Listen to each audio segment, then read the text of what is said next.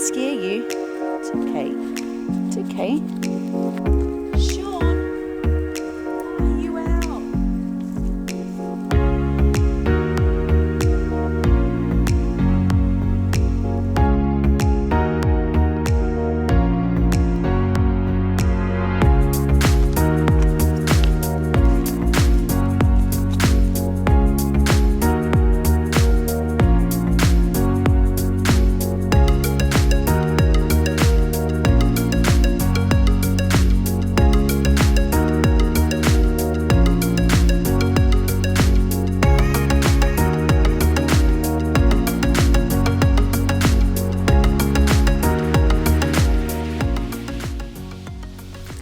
Good morning everyone, I'm in the food forest this morning and you are going to be seeing a lot more videos about the food forest in the coming few weeks, months, especially as we head into winter and we have more time to dedicate to the big projects that we just haven't had time to do in summer and springtime. So you'll see a lot more like digging and foundation work, more retaining walls that are done naturally with the wood, some stepping stone projects coming up and little pathways as well. We're trying to get as creative as we can and using resources that we have. Of course, that comes with its own limitations and problems as well, but that's okay. We love mistakes, we love learning, and we love trialing new things and seeing how they work for us. The more we can save money in different places, the better for us. And it also looks so beautiful when you're using natural materials. Now the food forest is going to get a massive upgrade and I am going to start that today.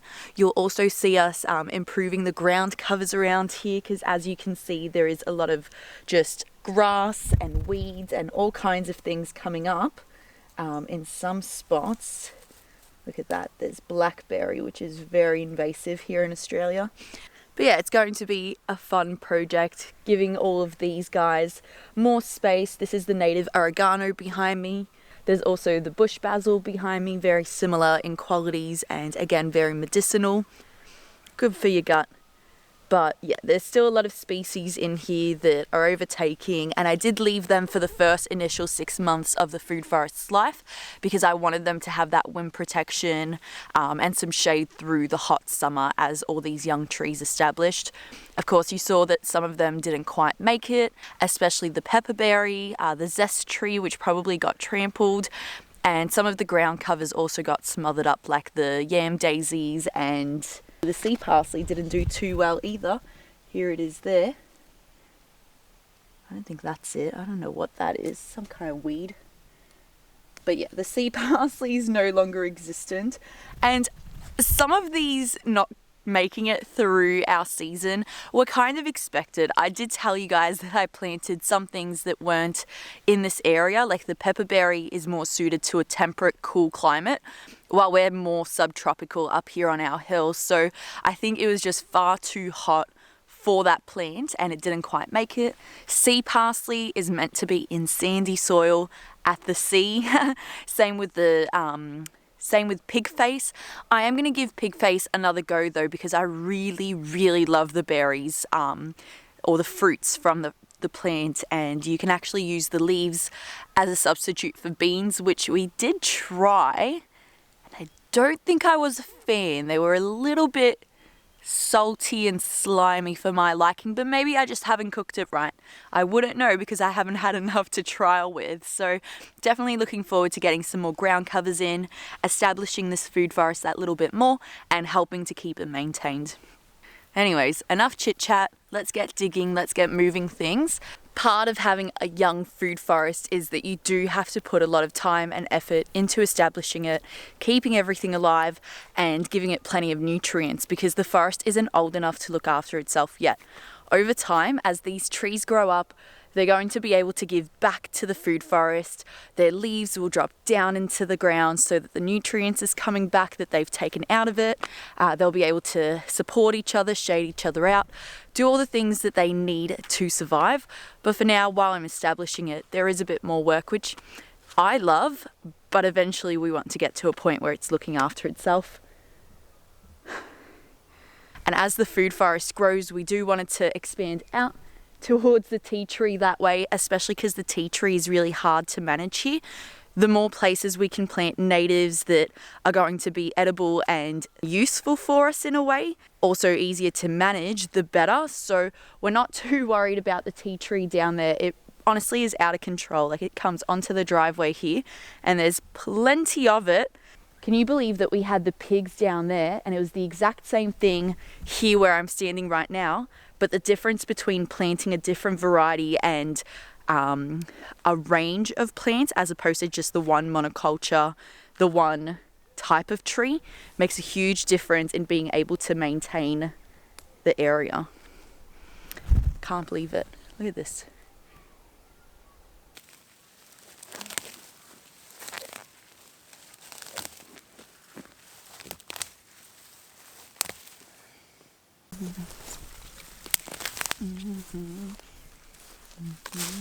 You can see here the leek has some seeds as well, so we can always grab these.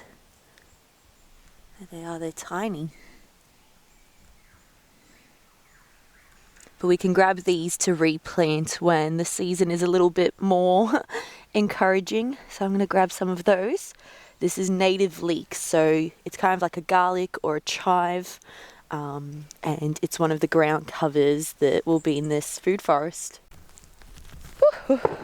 Oh, what was that? Does that scare you? It's okay. It's okay. Maybe someone's getting a pork dinner tonight. Yeah. Sean, why are you out?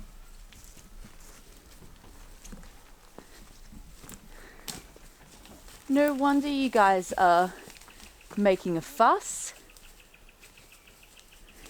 We must have left their fence off or something. Look at him, just going for a walk. Thinks he can move himself. I don't think so.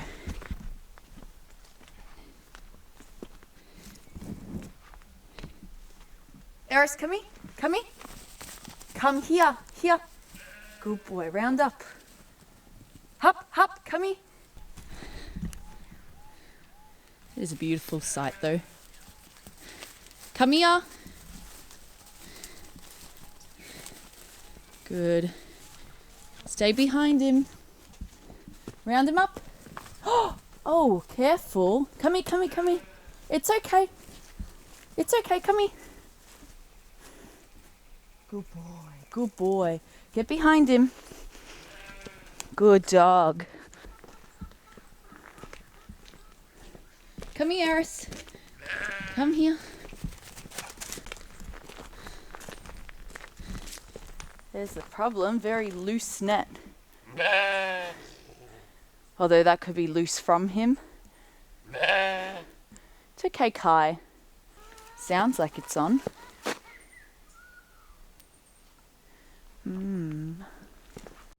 Also, let me introduce you to Pigeon, a chicken that doesn't quite look like a chicken and doesn't go into the coop at night. Ever. And yet somehow survives. Not sure where she nests. Sean, sheep, sheep, sheep. Well, you're not going to get through there. I know. I don't know what you're planning, mate. One step closer, we've got him into the chicken net. You're so lonely, Kai. Still hot. There you go, Sean.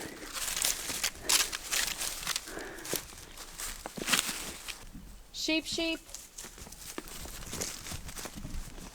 It's okay, Kai. No. No, go away. Hop, hop. Sheep, sheep, sheep. Sheep, sheep, sheep. Hop. Hop. Nope. Go away. Come on, man. Hop. Hop. Hop. Yes. Woohoo! All right, all right, all right. Good job, sheep. Wow, that's a mess.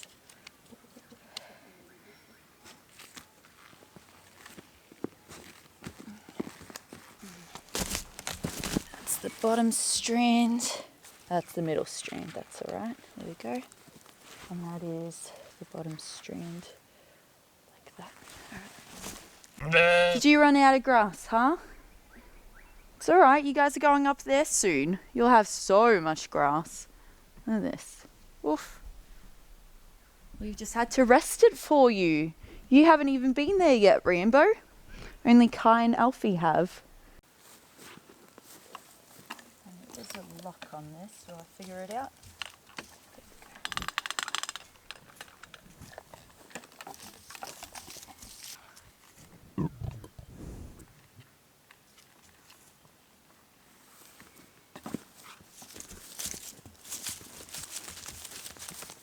That's scary.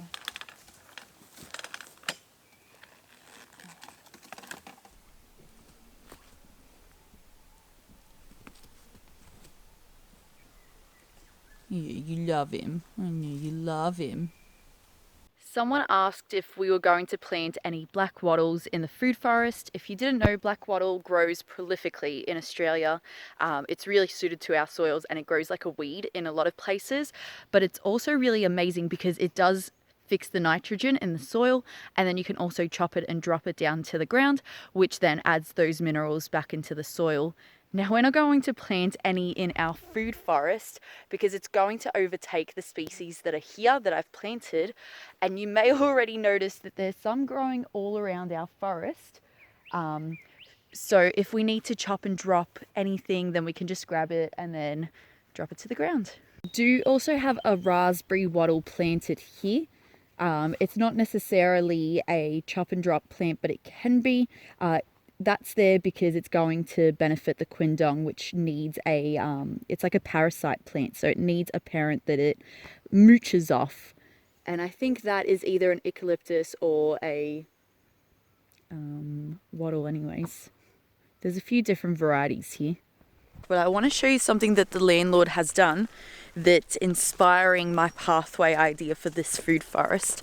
And I actually want to see if we can, in a way, destroy what he's done to use for our benefit, because where it is placed right now isn't doing too much. So just in here, the landlord has actually put in like bits of wood as stepping stones, which he originally used to get down to his dunny. And since he's had to build the house and take apart the toilet, he no longer uses this. So have a look. I don't know if they're like tree stumps or if they're actually logs that I can pick up. Oh, precarious, precarious, precarious. It's also leech season at the moment, so we'll be checking myself. See here, the stepping stones. And through erosion, they've definitely not stayed in place. But I want to see if I can grab these log cut-offs, maybe get Sam to get me a few more and use them up in our food forest as stepping stones instead. So definitely going to need some gloves because I have a feeling there's going to be some critters under there.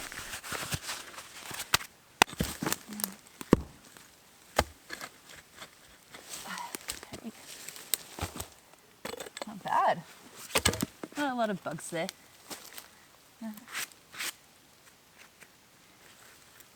That's one. Put them up there.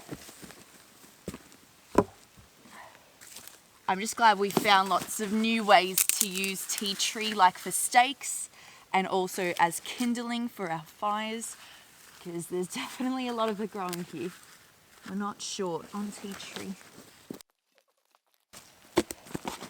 The beautiful thing about using natural materials is that they are going to rot away into the earth eventually, and that's fine. I think that's beautiful. It's part of the mystery of a forest, of how it starts and how it looks after years and years. So here's another log.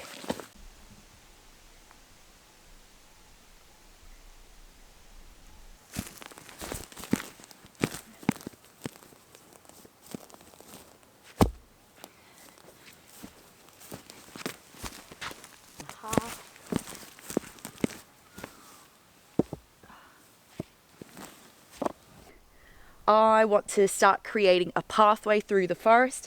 It's a little bit precarious and dangerous at the moment trying to walk through here. I've slipped quite a few times, and instead of breaking my arm, I'm going to fix that problem and use some things that we have around to help us out. So wood chips I'm going to spread onto the different plants. I'm also going to dig out some more like pathways, some little stepping stones naturally. And within those, I'm going to try, if I can, move these beautiful plants to kind of either line the pathway or line the bottom of the hill to keep the forest back.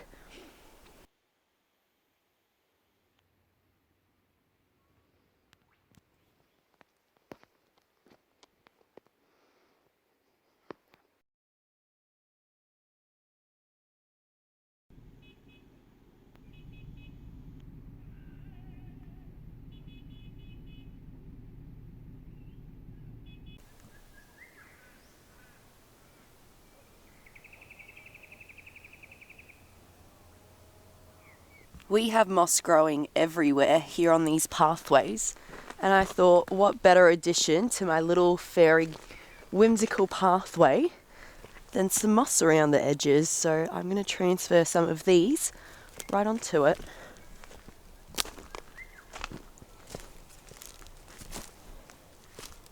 How freaking cute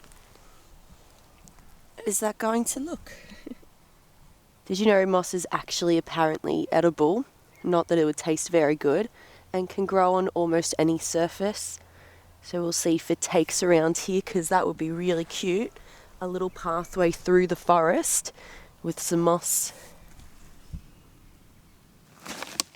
Now a lot of this moss has been disturbed because I was pulling out tea tree here, which is fine. So it'll be good to rehome it. Collecting moss is super easy. You just pick up the clumps like this and it grows just about anywhere, so it makes really good pathways and grout.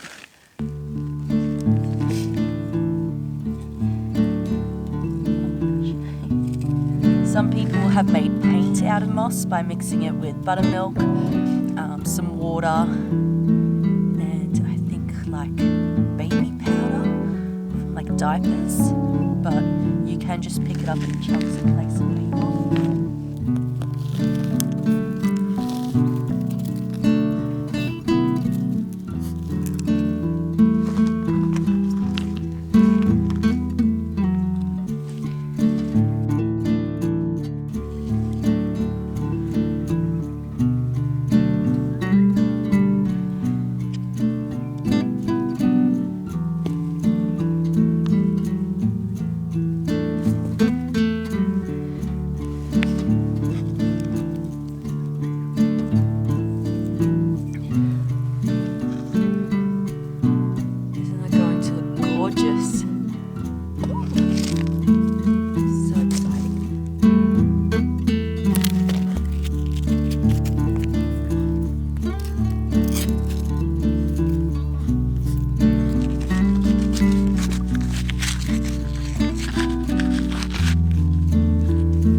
Like when you harvest anything, make sure to leave some behind so it can regenerate, and harvest from a few different places if you can.